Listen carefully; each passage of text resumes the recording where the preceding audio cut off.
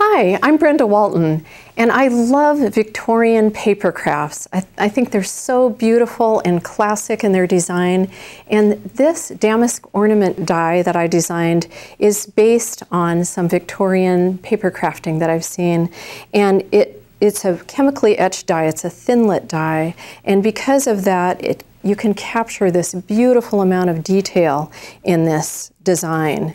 And it's wonderful hanging on a Christmas tree or for any time of year, just hanging from a rafter in your home, or you can make beautiful garlands from them as well. So let me show you how to get started with this. There are two different techniques you can use. One is to layer all of the die cut pieces one on top of the other and stitch with your sewing machine right down the center. And that's a really quick and easy way of putting it together.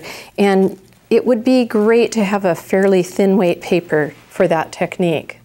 And then if you have a little bit like a medium weight decorative paper, then I would use the gluing method, and today I'm going to show you how to do the gluing method. To start with, I used an old manila folder and just cut out the die pieces so that I could see exactly how they're going to position on my decorative paper and orient my stripes so that they're running vertically. And that works really well on all of the dies that I use. And also it just saves a lot of paper.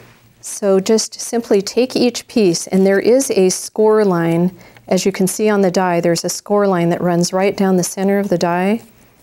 And so as closely as you can, then just put those two pieces together, and you'll repeat this process for each of the pieces in your die.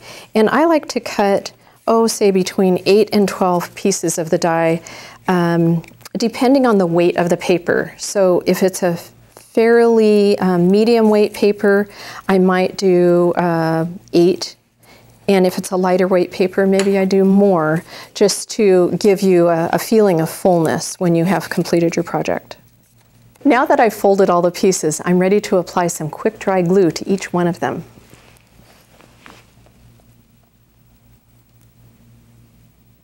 Just a small amount of glue is best because you don't want it to kind of leak out the sides. You can just do that very quickly. And it's just a process of gluing and stacking until you have glued and stacked each one of the pieces. Now I have a stack that looks like this.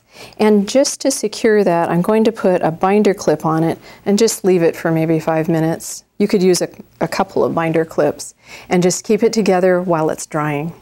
So once your project is dry, now is the exciting part because you can open it up.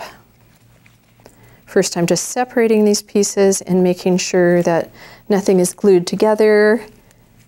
Sometimes the glue spills out the edges just a little bit. So this is the only panel, the only 2 panels that haven't been glued together yet. And this is where the string will go.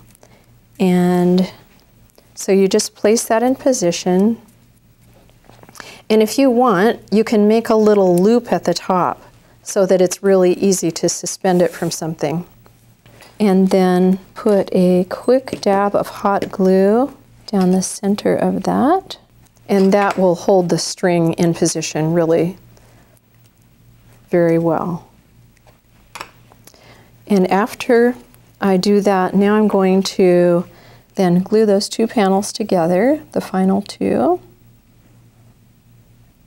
And it's really sweet because you can add tassels or beads or other embellishments to the end, the bottom part of that string, and that looks really sweet. Really dresses it up. Add a little bit of sparkle and a little bit of texture to it. And then just simply fold those 2 panels together and just give them a quick little burnish.